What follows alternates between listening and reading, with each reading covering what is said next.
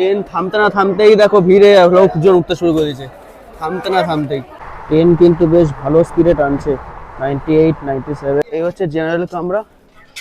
আর এই যতই এদিকে চারজন আর এদিকে দুজন। বিশাল হাই ডিমান্ডের ট্রেন কিন্তু এই লালগোলা প্যাসেঞ্জার। তোমরা যদি জেনারেল এই লালগোলা প্যাসেঞ্জার আসো, মাত্র 50 টাকায় কিন্তু মুর্শিদাবাদ পৌঁছে যেতে পারবে। ওয়েলকাম টু নবাবের শহর মুর্শিদাবাদ। এটা পুরোটাই রূপোর রথ।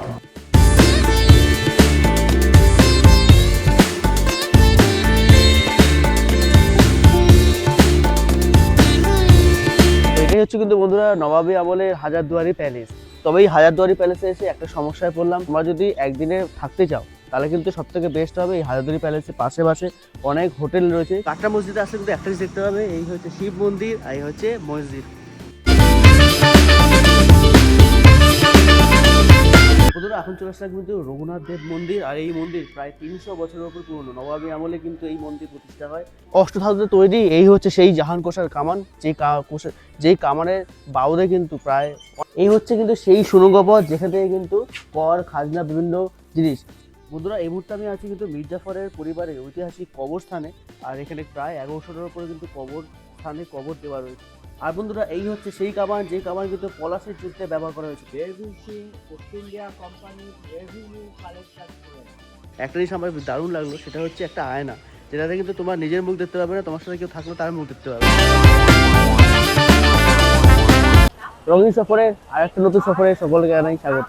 এখন আছি শিয়ালদা রেলওয়ে স্টেশনে, আর আজকে আমি করছি 53181 শিয়ালদা লালগোলা প্যাসেঞ্জারে। আর টাইটেলের থামলে দেখে বুঝে গেছে আজকে কোথায় যাচ্ছি। আজকে চললাম নবাবের শহর মুর্শিদাবাদ, রাতের শেষ লালগোলা প্যাসেঞ্জারে। আর রাতের শেষ লালগোলা প্যাসেঞ্জার ছাড়বে কিন্তু রাত্রি 11:30টায় শিয়ালদা স্টেশন থেকে। মুর্শিদাবাদ আমরা কি পৌঁছাবো ভোর 4টের সময়, আর 1-1.5 ঘন্টা লাগবে লালগোলা পৌঁছাতে। তো এখন ঘড়িতে কিন্তু ঠিক 10টা 41। আর এই হচ্ছে রাতের শিয়ালদা স্টেশন, ঝকমক একদম লাইটে। চলো ভেতরে যোগাযোগ একেবারে, আমাদের ট্রেন এবারে দিয়ে দেবে।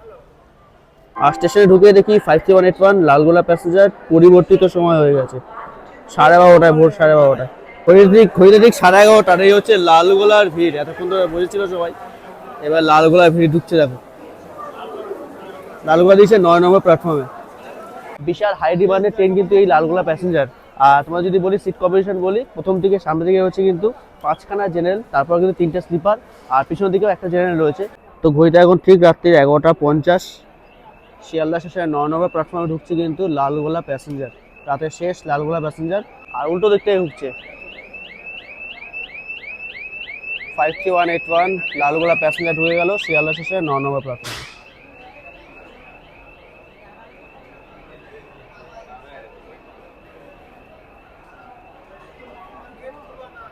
এই হচ্ছে শিয়ালদা লালগোলা প্যাসেঞ্জার। ট্রেন থামতে না থামতেই দেখো ভিড়ে লোকজন উঠতে শুরু করেছে, থামতে না থামতেই। তবে আমার লাফালাফি দৌড়াদৌড়ি কোনো কারণ নেই, কারণ আমার রিজার্ভেশন করা আছে S2 তে। চলো এই চলে এসছে আমাদের S2 কোচে সিট পড়েছে, ভেতরটা যাওয়া যায় একেবারে। এই হচ্ছে শিয়ালদা স্টেশনে 9 নম্বর প্ল্যাটফর্ম, পুরোনো ICF কোচ। চলো ভেতরে ঢুকি এবারে আস্তে আস্তে। আর ভেতরে ঢুকলে কিন্তু পুরো এখানে জলের ব্যবস্থা, আর যথারীতি এদিকে বাথরুম থাকে। আর ভেতর এই হচ্ছে ভেতরে মোটামুটি সিট কনফিগারেশন যেমন থাকে, 3টে আর 2টো। তো এখন ভেতরটা একদম ভর্তি লোকজন, হাই ডিমান্ডেড ট্রেন। আর ট্রেনটা ছাড়ুক, তারপর মোটামুটি আমরা আমাদের সিটে উঠে বসবো। আমার তো সিট রিজার্ভেশন করা আছে, অসুবিধা নেই। 31 সাইড লোয়ার। আর তোমরা যেটা বলছিলাম, এই লালগোলা প্যাসেঞ্জারে কিন্তু 3খানা স্লিপার ক্লাসও রয়েছে। আমি তো স্লিপার ক্লাসে বুক করেছি, তোমরা চাইলে কিন্তু জেনারেলও করতে পারো, যেতে পারো। তবে আগে আসলে কিন্তু এখানে তোমরা জেনারেলও পেয়ে যাবে। তো ওইদিকে তো আমাদের স্লিপার ক্লাসটা দেখালাম, এটা হচ্ছে জেনারেল কামরা। তো জেনারেল কামরা ভেতরটা একবার দেখাই। তো ওইদিকে তো স্লিপার দেখালাম, এই হচ্ছে কিন্তু জেনারেল কামরা। তো জেনারেল কামরায় ঢুকি চলো। এই হচ্ছে জেনারেল কামরা। আর এই যতটা এদিকে চারজন আর এদিকে 2জন সিট রয়েছে কিন্তু। আর উপরে যেমন লাগেজ রাখার জায়গা সব রয়েছে, কোনো অসুবিধা নেই। তবে লালগোলা কিন্তু একদম হাই ডিমান্ডেড ট্রেন, আসবে যখন আগের থেকে চলে আসবে, সিট পেয়ে যাবে, কোনো চাপ নেই। তবে যেহেতু রাতের শেষ ট্রেন আর অনেক অফিস প্যাসেঞ্জাররা কিন্তু বিভিন্ন জায়গায় নামে, তার জন্য কিন্তু এই ট্রেনে স্টপেজ অনেকটা বেশি। স্টপেজ মাঝখানে প্রায় 20-25টার মতো স্টপেজ আছে, আমি নিজেও ভুলে গেছি। তো বেশ কয়েকটা জেনারেলে কিন্তু ঘুরলাম।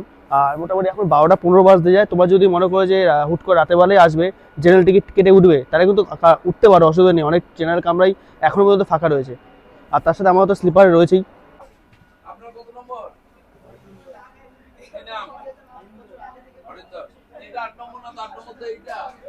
ঘড়িতে এখন ঠিক রাত 12:40।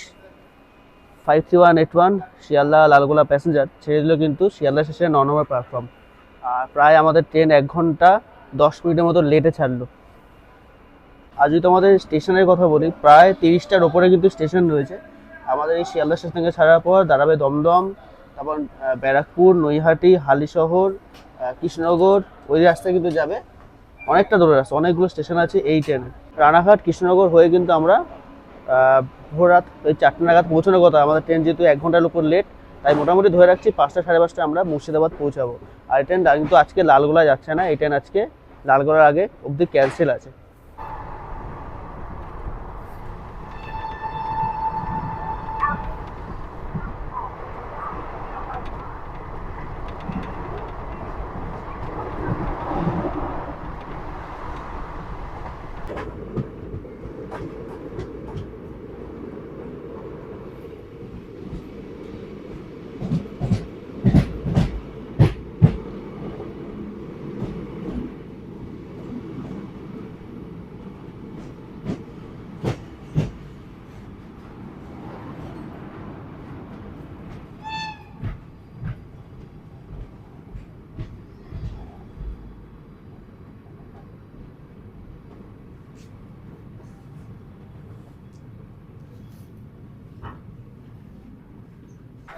তো প্রায় 1 ঘন্টা 15 মিনিট লেটে আমরা এসে বলছিলাম কিন্তু দমদমে। আর দেখো দমদমে কিন্তু বেশ ভালোই ভিড়।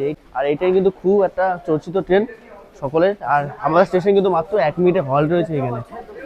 আর দেখছো, আর এটা কিন্তু স্লিপার, পুরো আমাদের রিজার্ভেশন S1 S2 S3। তো এই ট্রেন কিন্তু আমাদের এই 2 মিনিটের মতো দাঁড়ালো। 1 মিনিট স্টপেজ, কিন্তু 2 মিনিট দাঁড়িয়ে ছেড়ে দিল কিন্তু দমদম জংশন থেকে। এরকম না জানি কত স্টেশনই আসবে, 30টার ওপর স্টেশন। যাই হোক, এর পরের স্টেশন কিন্তু আমাদের ব্যারাকপুর। আর এই হচ্ছে দমদম জংশনের 1 নম্বর প্ল্যাটফর্ম। আর ঘড়িতে এখন ঠিক 12:57 বাজে। এই হচ্ছে দমদম জংশন স্টেশন, পুরো ফাঁকা। যেহেতু লাস্ট ট্রেন একদম লালগোলা যাওয়ার, আবার ভোরবেলা আবার আছে। রাতের লাস্ট ট্রেন আজকে অনেকটাই লেট, 1 ঘন্টা 15 মিনিট লেটে ছেড়েছে আমাদের ট্রেন।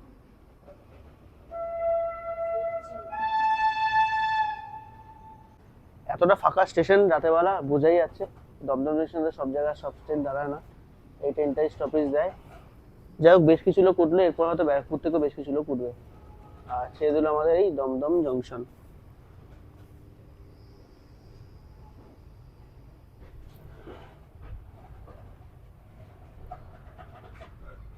ট্রেন কিন্তু বেশ ভালো স্পিডে টানছে, 98, 97, বেশ সুন্দর টানছে।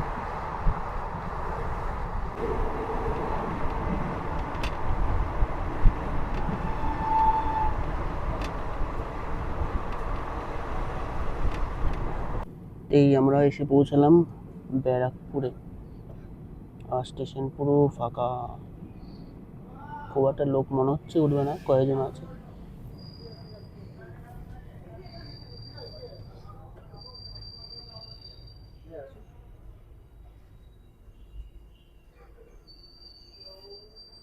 তো কলকাতায় রাত্রি 11:12, প্রায় আমরা কিন্তু 1 ঘন্টা 15 মিনিটের মতো লেট রয়েছে আমাদের ট্রেন। যাই হোক, অনেক রাত করে আমরা পৌঁছলাম কিন্তু এই ব্যারাকপুর স্টেশনে। আর ঘড়িতে এখন ঠিক রাত 1:14 বাজে। এই হচ্ছে ব্যারাকপুর স্টেশন, পুরো ফাঁকা। আর এখান থেকে বেশ কিছু লোক উঠলো। আর এরপর কিন্তু আমাদের ট্রেন দাঁড়াবে নৈহাটি, তারপর হালিশহর হয়ে। অনেকগুলো স্টপেজ এই ট্রেনে, অনেকগুলো বেশ স্টপেজ। 3 নম্বর প্ল্যাটফর্ম।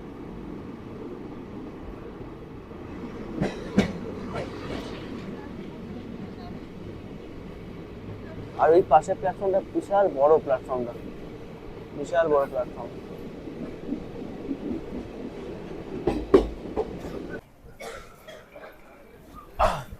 তো শিয়ালদা থেকে 186 কিলোমিটার যাত্রা সম্পন্ন। এসে বসলাম কিন্তু আমাদের বহরমপুর কোর্ট। আর আমাদের ট্রেন প্রায় 1.5 ঘন্টার মতো লেট। প্রচুর লোক কিন্তু এই বহরমপুর কোর্টে নেমে গেল, প্রচুর লোক, বেশ ভালো, প্রায় ফাঁকাই হয়ে গেল আমাদের ট্রেন। আর ঠান্ডা ঠান্ডাও বেশ আছে, এই জন্য টুপিটা পরে নিলাম, কানে ঠান্ডা লাগে যে। আর আগামী কয়েকদিনের মধ্যে বেশ কিছু আমাদের ট্যুর আছে, তার জন্য একটু সাবধানে থাকতে হবে। ঠান্ডাকালে বেশি পাকামি মারলে চলবে না, তার জন্য টুপি টুপি সব ব্যবস্থা রাখতে হবে। আর ট্রেনের 1 মিনিটে হল, ট্রেনে কিন্তু হর্ন দিয়ে দিল। তো বেশ একটু ঠান্ডা ঠান্ডা বলে ঘুমিয়ে পড়েছিলাম। আর উঠে দেখছি বহরমপুকুর ঢুকছে। আর এরপরেই আবার হচ্ছে কাশিমবাজার, তারপর আবার নেমে যাবো মুর্শিদাবাদে, তারপর লালগোলা যাবে এখন 1-1.5 ঘন্টা। আর এই হচ্ছে আমাদের বহরমপুর স্টেশন।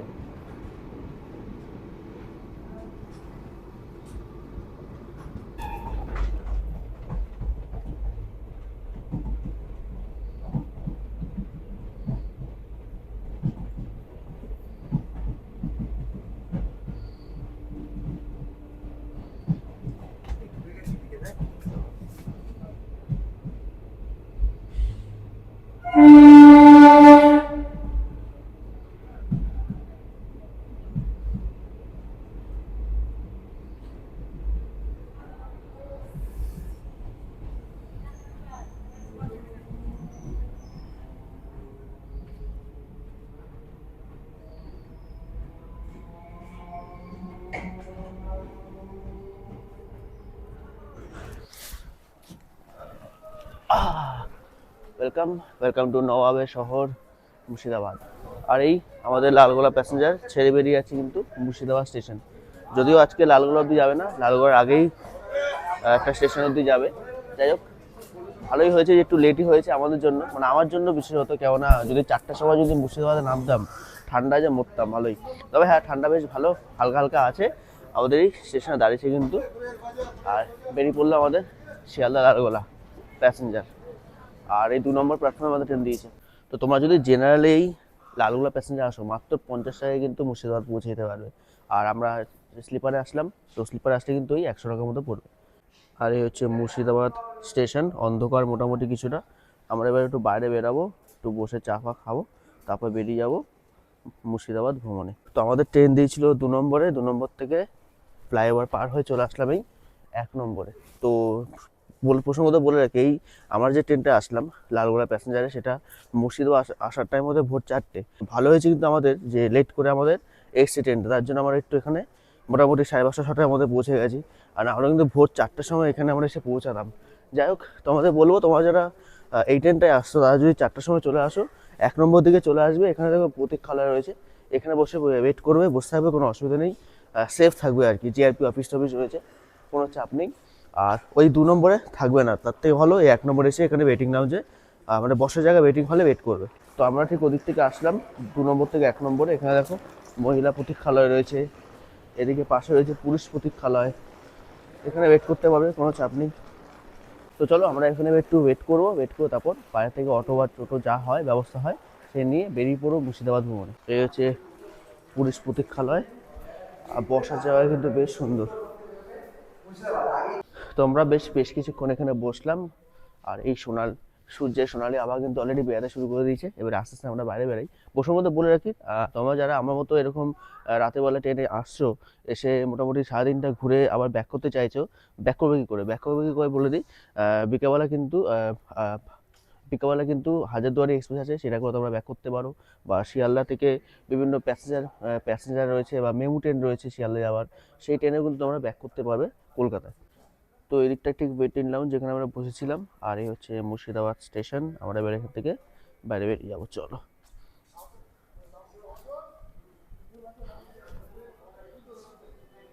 তো বেরিয়ে পড়লাম কিন্তু এই মুর্শিদাবাদ স্টেশন থেকে। আর স্টেশন থেকে বাইরে বেরোলেই এই হচ্ছে হাজারদুয়ারি প্যালেস, যেটা মুর্শিদাবাদের ঐতিহ্য নবাবী খানার।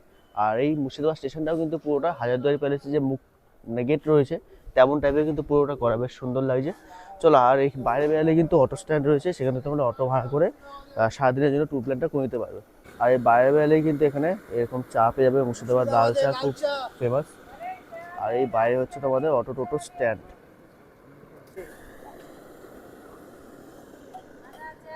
তো সকাল সকাল চায় চুমুক। আর এই হচ্ছে মুর্শিদাবাদ স্টেশন। সকাল সকাল কিন্তু বেশ ভালোই লাগে, এই একটু হালকা লাল চা হবে, ভালো লাগছে, বেশ চাটা বেশি খেতে ভালো। তো এই হচ্ছে কিন্তু মুর্শিদাবাদ স্টেশন, মুর্শিদাবাদ জংশন। আর বাইরে বেরোলে কিন্তু এখানে তোমরা টোটো স্ট্যান্ড পেয়ে যাবে, এখানে টিকিট কাউন্টার, টিকিট অবশ্যই কাটবে, তোমরা দেখালাম। আর এখানে কিন্তু এই টোটো সব দাঁড়িয়ে আছে, তো তারাকে জিজ্ঞেস করি কোথাও কোথায় যাওয়া হয়। তো দাদা কোথায় কোথায় ঘুরতে যাওয়ার ব্যবস্থা রয়েছে আপনাদের এই টোটো? ঘোরার ব্যবস্থা রয়েছে আমাদের। সর্বপ্রথম যদি থাকার জায়গাটা নেন, হাজারদুয়ারির আশেপাশে অনেক হোটেল রয়েছে। হ্যাঁ, তারপরে হাজারদুয়ারিটা মেন স্পট আমাদের। হাজারদুয়ারির মধ্যে দেখতে পাবেন বাচ্চাবালি কামান, মদিনাঘর, ঘণ্টাঘর এবং ঘড়িঘর এবং ইমামবাড়া। এটা হাজারদুয়ারির পাশে রয়েছে। তারপরে চলে যাব কাঠগোলার বাগান বাড়ি, জগৎ শেঠের বাড়ি, নসিপুর রাজবাড়ি, মহন্ত আখড়া, মির্জাপুরের বাড়ি, মির্জাপুরের সমাধি, নবাব মুর্শিদকুলি খান আজমল ইসলামের জীবন্ত সমাধি। তারপর দেখতে পাবেন কাটরা মসজিদ, ফুটি মসজিদ, জাহানকোষা কামান। নদীর ওপারে রয়েছে যেরকম সতীপীঠের এক পীঠ কেটেশ্বরী মন্দির, গুপ্ত মন্দির, জগৎবন্ধু ধাম, রোশনীবাগ, ঘোষবাগ। নবাব সিরাজের প্রাসাদ যেটা ছিলেন সেটার নাম হলো হীরাঝিল। আরও রয়েছে নদীর ওপারে চারবাংলা মন্দির, রানী ভবানী মন্দির, পঞ্চমুখী শিব মন্দির, জোরবাংলা মন্দির। আরও রয়েছে যেরকম ভট্টমাটির শিব মন্দির। এবারে কাশিমবাজারের বহরমপুর রোডে রয়েছে আপনার যেরকম ছোট রাজবাড়ি, বড় রাজবাড়ি, পাতালেশ্বর মন্দির, অ্যালুমিনিয়াম চার, দাস সমাধি, ইংরেজ সমাধি এবং বিষ্ণুপুর কালীবাড়ি। বাহ। এটা বহরমপুরে রয়েছে। তাহলে জানতে পারলে এতগুলো জায়গায় কিন্তু মুর্শিদাবাদ ঘোরা রয়েছে। তাই চলো বেরিয়ে পড়ে যাক নবাবের শহর মুর্শিদাবাদের একদিনের ভ্রমণে। তাহলে প্রথম চলে যাবে জগৎ শেঠের নিজে। না সরি, প্রথম তাহলে চলে যায় এখন আমরা। জলটা কি ভালো জল তো? হ্যাঁ, জল ভালো। শিশির চলে যাব আমরা দক্ষিণ গেট এবং হাসপাতাল। বেরিয়ে পড়লাম আমরা স্টেশন থেকে। আর আমরা প্রথমে আজকে যাচ্ছি কিন্তু নবাবের যে ঘোড়ার আস্তাবল আছে সে আস্তাবল। এখন ঘড়িতে কিন্তু আমার সকাল 6টা বাজে। আমরা আমাদের জার্নি শুরু করে দিলাম।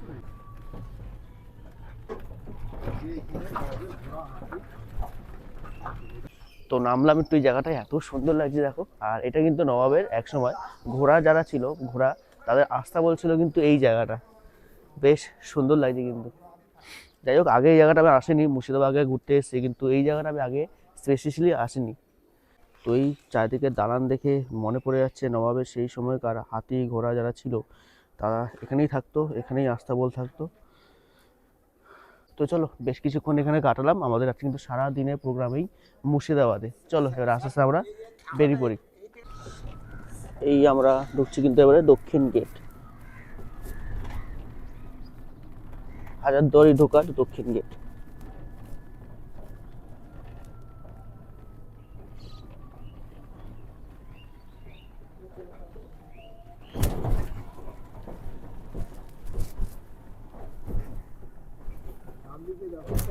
দক্ষিণ দরওয়াজা।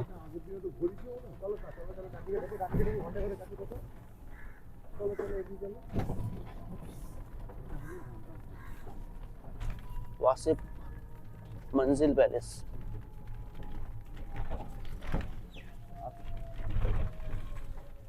তো বন্ধুরা আমরা এসে পৌঁছলাম কিন্তু এই ওয়াসিফ মঞ্জিল প্যালেসে। এখন গেট বন্ধ রয়েছে যথারীতি সকাল 6টা বাজতে যায়। আর বেশ সুন্দর কিন্তু সাজানো গোছানো। এই পারে কিন্তু হচ্ছে নদী, জেটি ঘাট। এই দেখো উপরে জেটি ঘাট, আর এই পারে হচ্ছে প্যালেস, ওয়াসিফ মঞ্জিল প্যালেস। তো সকাল সকাল কিন্তু বেশ দারুণ লাগছে এই জায়গাটা। আর এখানে লেখা আছে দেখো, I love Murshidabad, welcome to নবাবের শহর মুর্শিদাবাদ।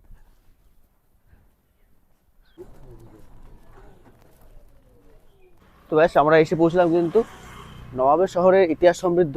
আর সেই ইতিহাসের যে ধারা বয়ে নিয়ে যাচ্ছে এই হচ্ছে হাজারদুয়ারি প্যালেস। এই হাজারদুয়ারি প্যালেস, তবে এই হাজারদুয়ারি প্যালেসে এসে একটা সমস্যায় পড়লাম। সেটা হচ্ছে যেহেতু আছে শুক্রবার, হাজারদুয়ারি প্যালেস কিন্তু শুক্রবার বন্ধ থাকে। তো তোমাদের একটু বাইরে থেকে এই হাজারদুয়ারি প্যালেসটা দেখিয়ে দিই। এই হচ্ছে হাজারদুয়ারি প্যালেস, যা দূর থেকে তোমাদের দেখা হচ্ছে, কিছু করার নেই যেহেতু আজকে বন্ধ।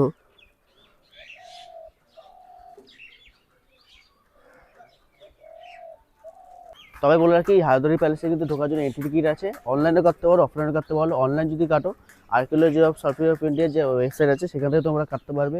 অনলাইন কাটলে 20 টাকা, আর যদি অফলাইন এখানে এসে কাটো তাহলে 25 টাকা। তাহলে চলো বেরিয়ে পড়ি। আর প্রসঙ্গ বলে রাখি, তোমরা যদি একদিনে থাকতে চাও তাহলে কিন্তু সব থেকে বেস্ট হবে এই হাজারদুয়ারি প্যালেসের পাশে অনেক হোটেল রয়েছে। তোমরা সেই হোটেলে কিন্তু চাইলে থাকতে পারো, সেই হোটেলে থাকলে সব থেকে বেস্ট হবে। চলো এবার আস্তে আস্তে আমরা বেরোই, দেখা যাক নেক্সট কোথায় যাওয়া যায়। এই হচ্ছে কিন্তু হাজারদুয়ারি প্যালেসের পিছনে আমরা যেটা দেখি ইমামবাড়া, সেই ইমামবাড়া।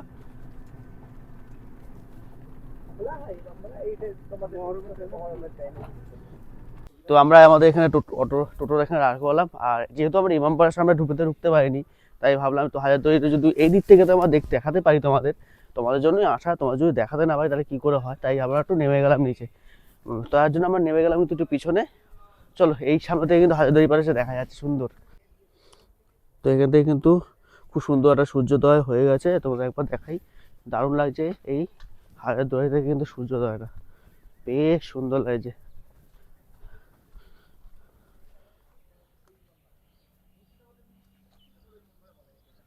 এই হচ্ছে হাজারদুয়ারি, আর অপোজিটে কিন্তু রয়েছে ভাগীরথী নদী, সেই নদীর পাড়ে কিন্তু এই আমাদের হাজারদুয়ারি প্যালেস।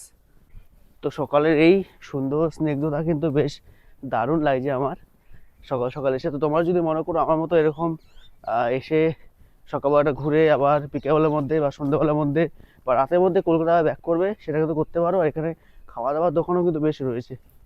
চলো সামনে থেকে তোমাদের একটু হাজারদুয়ারিটা দেখাই, কারণ আসাম যখন সামনেটা না দেখালে হয়।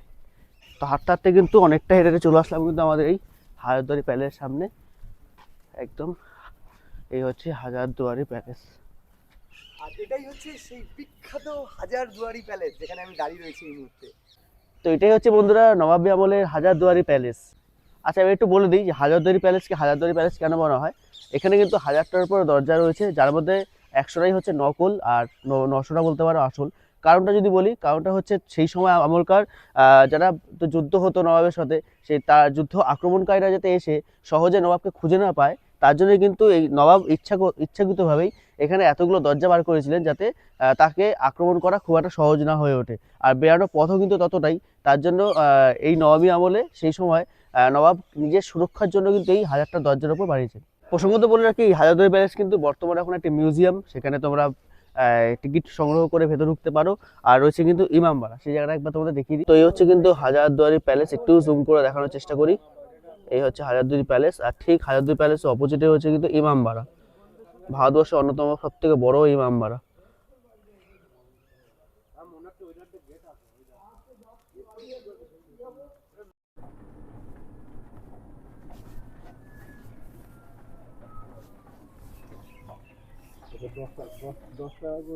এরপর বন্ধুরা আমরা চলে আসলাম কিন্তু মীর জাফরের পারিবারিক ঐতিহাসিক যে কবরস্থান, সেখানে প্রবেশ মূল্য 10 টাকা। চলো এবারে ভেতরে প্রবেশ করা যাক, টিকিট কেটে নিয়েছি।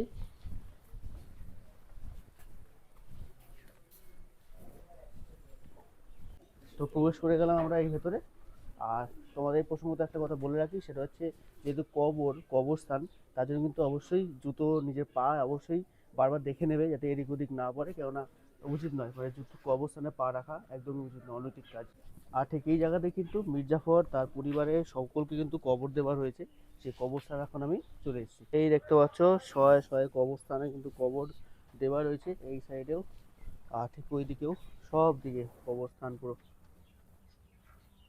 আর এটা হচ্ছে কিন্তু মীর জাফরের সেই কবরস্থান, যেখানে মীর জাফর এবং তার পরিবারের সকলকে কবর দেওয়া রয়েছে।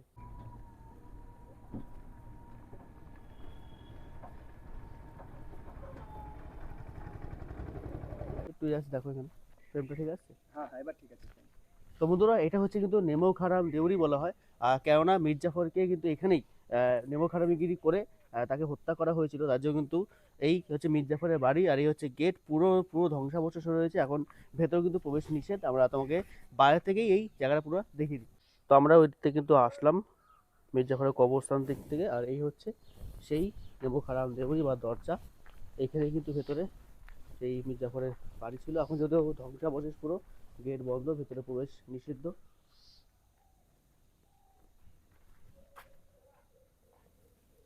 চলো অনেকটা সময় এখানে কাটালাম, দেখা যাক এরপর আমরা কোথায় যাই। এরপর আমরা পৌঁছে যাই নসিপুর জাফরগঞ্জ আখড়ায়। সাউন্ডের সমস্যার জন্য আমার এখানে মাইকে সাউন্ড নেয়নি। বর্তমানে যে জায়গাটিতে এখন প্রবেশ করলেন, এই জায়গাটার নাম বলা হয় নসিপুর জাফরগঞ্জ আখড়া। নসিপুর জাফরগঞ্জ আখড়া এই কারণে বলা হয়, আপনারা পাশে ছেড়ে আসলেন মির্জাপুরের বাড়ি। মির্জাপুরের ভালো নাম হলো মীর মোহাম্মদ জাফর আলী খান, এর জন্য এই জায়গাটার নাম বলা হয় জাফরাগঞ্জ। অ্যাকচুয়ালি এটা পুরোটাই মুসলিম এলাকা।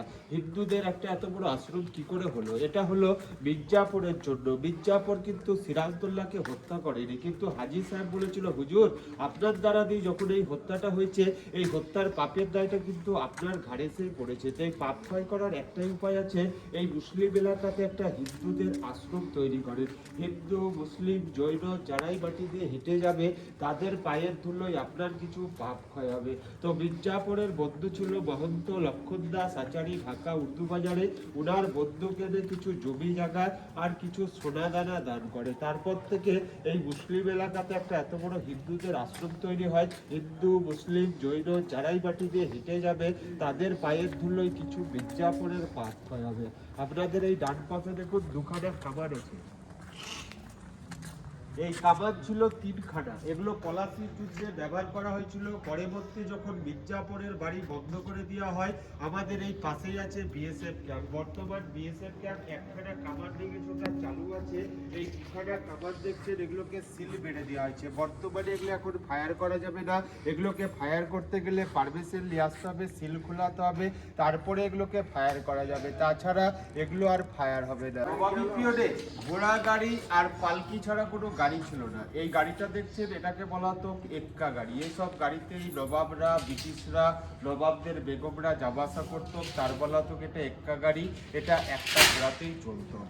এটা পুরোটাই রূপোর রথ, 22 মণ। 22 মণ মানেই হচ্ছে 880 কিলো। তখনকার দিনে মাহাত্ম হনুমান দাস 1270 টাকা খরচা করে এই রথটিকে তৈরি করেছিল। রথের খালি দেখুন একটা জিনিসই বদলি করা হচ্ছে, রথের চাকাগুলো। আগে ছিল কাঠের চাকা, বর্তমানে এখন টায়ারে লাগানো হয়েছে। এই কারণে রথগুলোকে নিয়ে যেতে আসতে সুবিধার জন্য। যখন পুরীতে রথ হয়, আমাদের এখানেও সেই রথ হয়। এই পাশেই আছে মুর্শিদাবাদ থানা। থানা থেকে পুলিশ আসে, পুলিশ এসে রথগুলোকে বের করে নিয়ে যায় এবং নিয়ে আসে রথযাত্রা উৎসবে। রথের একটু নিচে থেকে ওপর অব্দি ভালো করে দেখুন।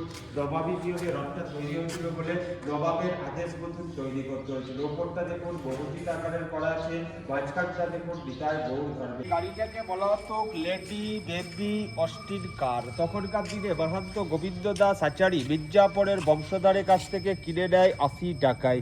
এই গাড়িটা চলতো খাতি মার্কা কেরোসিন তেলে, আর গাড়িটার কোনো চাবি ছিল না। সামনে একটি ফুটো আছে দেখুন, রড দিয়ে জেনারেটরের মতন ঘুরিয়ে ঘুরিয়ে স্টার্ট দেওয়া হতো। 4 সিটের গাড়ি, 4 জনের বেশি বসা যেত না।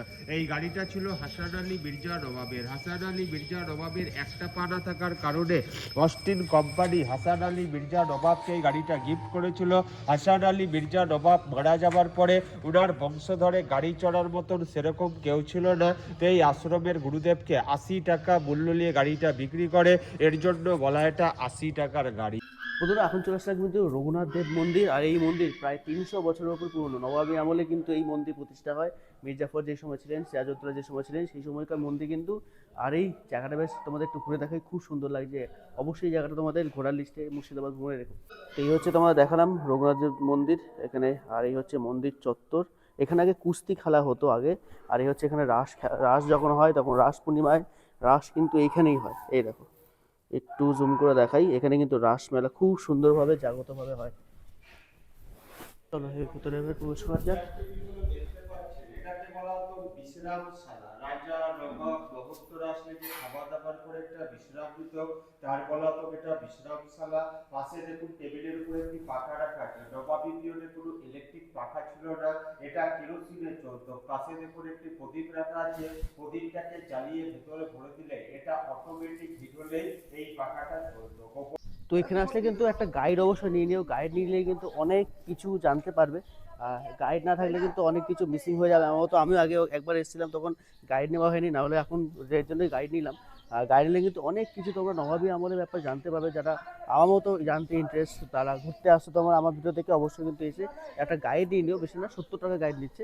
তো সেই গাইড নিয়ে কিন্তু তোমরা এই জায়গাগুলো অবশ্যই সুন্দরভাবে জেনে নিতে পারবে।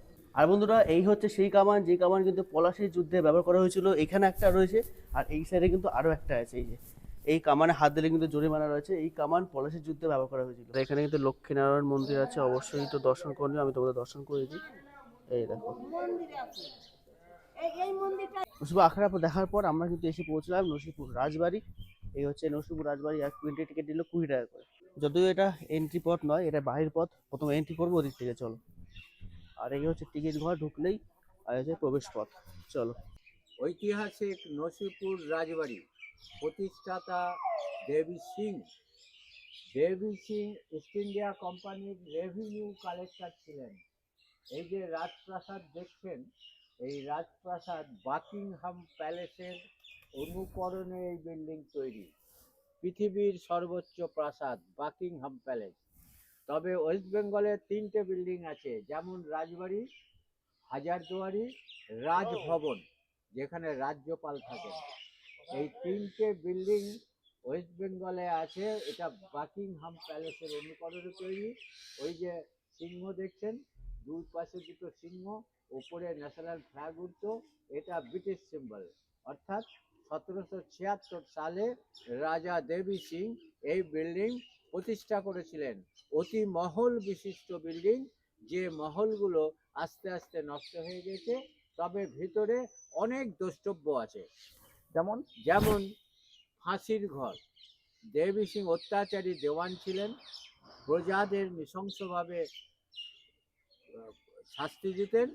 খাজনা না দিতে পারলে যা ইচ্ছা করতো। তখন সরকার ছিল না, গণতন্ত্র ছিল না, রাজতন্ত্রের যুগ, যার জন্য রাজা নবাবরা যা ইচ্ছা তাই করতো। হ্যাঁ, ইনি অত্যাচারী দেওয়ান। চলো আমরা প্রবেশদ্বার দিয়ে প্রবেশ করি ভেতরে। আর আমরা এখানেও একটা গাইড নিয়ে নিয়েছি।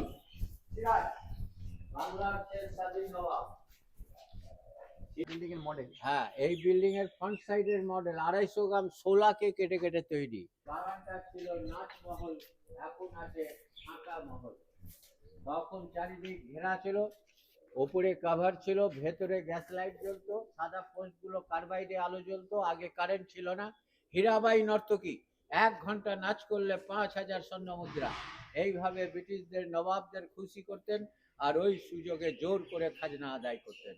তো এখানে আসলে কিন্তু অনেক মন্দির দেখতে পাবে, একবার দর্শন করে নেবে। এই যে জগন্নাথ দেবের দর্শন করে নেবে আর বেরিয়ে পড়লাম। আর এখানে কিন্তু সেটা সংগ্রহশালা, যেখানে কিন্তু নবাবী আমলের বিভিন্ন জিনিসপত্র, যেমন ছুরি, কাঁচি, বিভিন্ন রকমের জিনিসপত্র দেখতে পাবে। বিশেষত একটা জিনিস আমার দারুণ লাগলো, সেটা হচ্ছে একটা আয়না, যেটাতে কিন্তু তোমার নিজের মুখ দেখতে পাবে না, তোমার সাথে কেউ থাকলে তার মুখ দেখতে পাবে। এটা অবাক কেন লাগলো, দারুণ লাগলো। এখানে আসলে অবশ্যই এই জায়গাটা ভেতরু।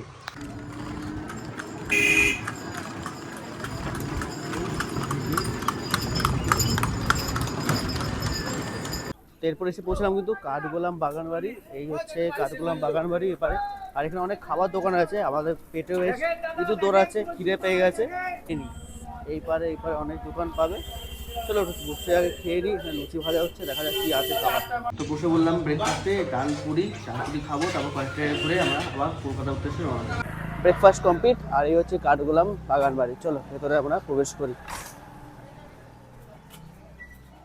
তো আমরা কিন্তু ওখান থেকে প্রবেশ করলাম। প্রবেশ করে এই হচ্ছে নাম গোলাপ বাগান হলেও কাঠগোদাম গোলাপ বাগান। এখন কিন্তু এখানে আম গাছেরই ভর্তি, আম গাছে একদম ভর্তি। চলো সামনে থেকে আমাদের টিকিট কাটবো, ভেতরটা একটু ঘুরে তোমাদের দেখাবো। চলো, এটি কিন্তু আসলে একটি নহবতখানা। আর এই ঢুকতে কিন্তু একটা টিকিট কাউন্টার আছে, একবার টিকিট কাউন্টার দেখে নিই। এই হচ্ছে তোমাদের টিকিট কাউন্টার। এখানে তোমার টিকিট কাটতে হবে। টিকিট কাটলে কী কী দেখতে পাবে, এই হচ্ছে এখানে অন্ধ্রমহলে কী কী টিকিট কাটতে তোমার দেখতে হবে সেগুলো দেখো। 40 টাকা দিয়ে টিকিট কেটে নিলাম। চলো এইবারে একটু ভেতরে ঘোরা যাক। চলে আসলাম ভেতরে। আর সামনে রয়েছে কিন্তু বাউরি স্টেপ ওয়েল। এর বিশেষত্বটা একবার বলে দিই। এই বিশেষত্ব হচ্ছে গোপন সুড়ঙ্গপথ বলতে পারো। এই জল দেখতে পাচ্ছ, এটা ভাগীরথী নদীর সঙ্গে সংযুক্ত রয়েছে। জল গঙ্গায় বাড়লে কিন্তু এখানে জল বাড়ে। এটি একটি গুপ্ত সুড়ঙ্গ পথও বলতে পারো। তো কোথায় ঢুকলাম, এই হচ্ছে স্টেপ ওয়েল যে তোমাদের দেখালাম। আর এই হচ্ছে গোলাপের বাগান, যেহেতু গোলাপ বাগান। এদিকে চলো গোলাপ বাগানটা একবার ঘুরে আসি। এই হচ্ছে বন্ধুরা কাঠগোদাম গোলাপের বাগান। আর এই হচ্ছে বাড়িটা, রাজবাড়িটা। এই হচ্ছে কিন্তু সেই সুড়ঙ্গ পথ যেখান থেকে কিন্তু কর, খাজনা, বিভিন্ন জিনিস সেগুলো কিন্তু জগৎ সেনের বাড়িতে কিন্তু যেত। এই হচ্ছে সেই সুড়ঙ্গ পথ। এখান থেকে এইটা এখন ভাগীরথী নদীর সাথে সংযুক্ত রয়েছে। এদিকে একটা কুয়ো রয়েছে, কুয়োতে কিন্তু প্রচুর মাছ রয়েছে। তবে এই সংযুক্ত পথটা কিন্তু এই মুহূর্তে এখন একবারে বন্ধ। তো বন্ধুরা পৌঁছে গেলাম কিন্তু কাঠগোলাম বাগান বাড়িতে। আর এই বাগান বাড়ির সামনে একটা পুকুর রয়েছে। আর পুকুরে এইদিকে যদি দেখাই, এই সাইডে আমি আসলে কিন্তু এখানে আগে বাইজি নৃত্য হতো আর কি। এই সেই পুরনো আমলে এখানে কিন্তু বাইজি নৃত্য হতো। আর এই জায়গাটা বেশ মোটামুটি ঘুরলাম। এবার আমরা আস্তে আস্তে এখান থেকে বেরিয়ে যাবো কাটরা মসজিদে।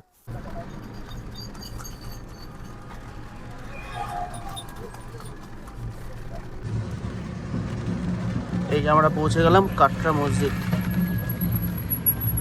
বন্ধুরা এরপর আমরা এসে বসলাম কিন্তু আর না গাইড লাগে না, এরপর আমরা এসে পৌঁছলাম কিন্তু কাটরা মসজিদে।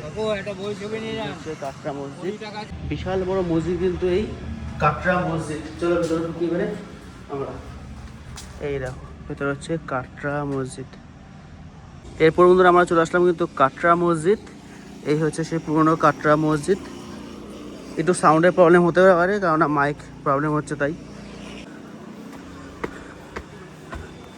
এই হচ্ছে কাটরা মসজিদে উঠে গেলাম। এখন চলে আসছি কিন্তু সেই জায়গায় যেখানে মুর্শিদ কুলি খাওয়া, অর্থাৎ যার নামে কিন্তু এই মুর্শিদাবাদ, তার কবরস্থানটা রয়েছে। চলো এই হচ্ছে তার কবরস্থান, সংরক্ষিত হয়ে রয়েছে। চলো ভেতরটা যাই, তোমাদের নবাবের কবরস্থানটা দেখাই। এই হচ্ছে মুর্শিদ কুলি খাওয়ার কবরস্থান। তো আমাদের টোটোটা এখানে রাখলাম, চলে আসার মধ্যে জাহান কোষা কামানের এখানে। চলো অষ্টধাতুতে তৈরি এই হচ্ছে সেই জাহান কোষার কামান, যেই কামানের বাউদে কিন্তু প্রায় অনেক ইতিহাস আছে, সেগুলো তোমাদের আস্তে আস্তে বলি। 17 ফুটেরও বেশি দৈর্ঘ্যযুক্ত এই কামানে কিন্তু বারুদ লাগতো 17 কেজির ওপরে।